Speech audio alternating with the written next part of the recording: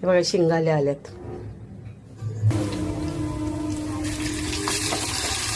आलं, लसूण, पुदिनाची पेस्ट, हिरवं वाटण, खोबरा, कोथिंबीर आणि एक मिरची घेतली. हे बघा आपले मसाले टाकले.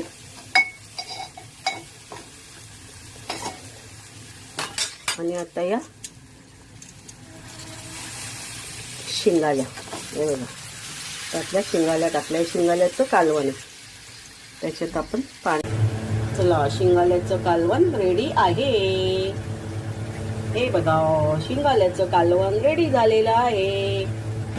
तर हे बघा फ्रायसाठी मीठ, मसाला, हळद लावलेला आहे याला आणि थोडा लिंबूचा रस.